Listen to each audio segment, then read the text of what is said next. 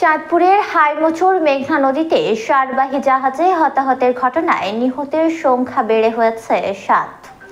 গুরুতর আহত ৩ জনের মধ্যে চিকিৎসাধীন অবস্থায় ২ জনের মৃত্যু হয়েছে। আজ সোমবার ২৩ ডিসেম্বর বিকেলে তাদের মৃত্যু হয়। সিএন বাংলাকে এই তথ্য নিশ্চিত করেছেন সদর হাসপাতালের জরুরি বিভাগের চিকিৎসক আনিসুর রহমান। তিনি বলেন, হাসপাতালে চিকিৎসাধীন ৩ জনের মধ্যে ২ জন মারা গেছেন।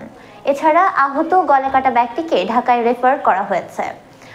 পুলিশের ধারণা, ডাকাতি থেকে চাঁদপুরের জাহাজে হতাহতের ঘটনাটি ঘটেছে। আজ সোমবার দুপুরে চাঁদপুরের হাইমচরের মেঘনা নদীতে আলবাখেরা জাহাজ থেকে ৫ জনের লাশ উদ্ধার করা হয়। এ সময় গুরুতর আহত ৩ জনকে উদ্ধার করে হাসপাতালে পাঠানো হয়। স্থানীয়দের বরাত দিয়ে পুলিশ জানায়, গতকাল রোববার ২২ ডিসেম্বর সকাল ৮টার দিকে চট্টগ্রাম থেকে সার নিয়ে জাহাজটি ঘটনাস্থলে এসে অবস্থান নেয়।